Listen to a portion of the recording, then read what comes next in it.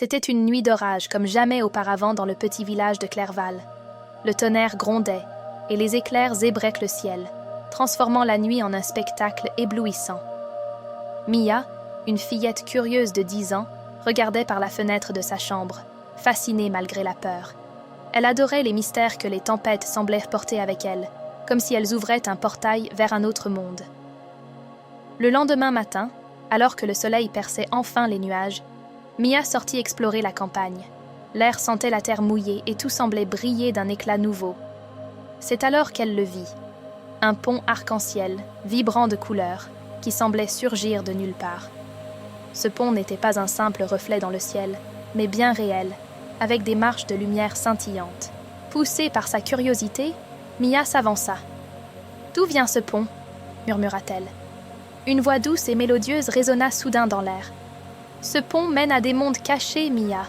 Mais attention, chaque pas demande un cœur pur et un esprit aventureux. » Mia regarda autour d'elle, mais il n'y avait personne.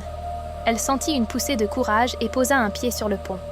Le premier monde que Mia découvrit était le royaume des nuages chantants.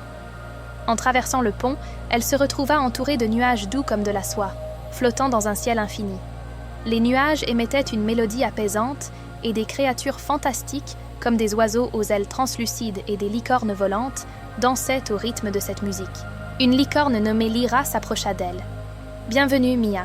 Ici, les cœurs tristes retrouvent leur joie et les rêves oubliés prennent vie. » Mia se sentit légère, comme si elle volait elle-même. Elle joua avec les nuages, transformant les formes en créatures imaginaires. Mais bientôt, le pont réapparut, étincelant devant elle, comme s'il l'appelait. « Je dois partir ?» demanda-t-elle à Lyra. « Oui, » répondit la licorne avec un sourire. « Chaque monde a un secret à te révéler. » Mia continua son voyage. Elle arriva ensuite dans le royaume des forêts lumineuses, un lieu rempli d'arbres gigantesques dont les feuilles brillaient comme des lucioles. Des fées virevoltaient entre les branches et le sol scintillait de pierres précieuses. Là, elle rencontra Arlo, un petit lutin espiègle. « Nous protégeons la lumière de l'espoir ici, Mia. Veux-tu nous aider ?» Ensemble, ils cueillirent des fleurs lumineuses pour alimenter une grande lanterne au cœur de la forêt. Alors qu'elle s'apprêtait à rester plus longtemps, le pont apparut de nouveau. Un sentiment d'urgence poussa Mia à continuer. Le dernier monde était le plus étrange et le plus merveilleux de tous, le royaume des étoiles vivantes. Mia se retrouva dans un océan de constellations où les étoiles semblaient danser et chuchoter des secrets anciens. Une étoile brillante, nommée Lumis, s'approcha. « Mia, chaque monde t'a enseigné une leçon. As-tu compris ce que le pont te révèle ?» Mia réfléchit. « Le premier monde m'a appris la joie, le deuxième l'espoir, et ici, c'est la sagesse, non ?» Lumis brilla plus fort. « Exactement. Ce pont n'est pas simplement un chemin, Mia. Il est le reflet de ton cœur. Chaque monde représente une partie de toi-même. En les explorant, tu te connais mieux et tu peux briller comme les étoiles. » Le pont commença à s'estomper, et Mia sentit qu'il était temps de rentrer. « Reviendrai-je un jour ?»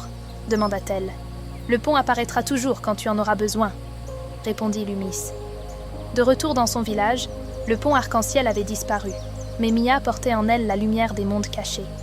Elle savait qu'ils existeraient de toujours, quelque part au-delà des nuages, pour les âmes prêtes à les découvrir. Et ainsi, Mia devint la gardienne des secrets du pont arc-en-ciel, inspirant les autres à chercher la magie en eux-mêmes.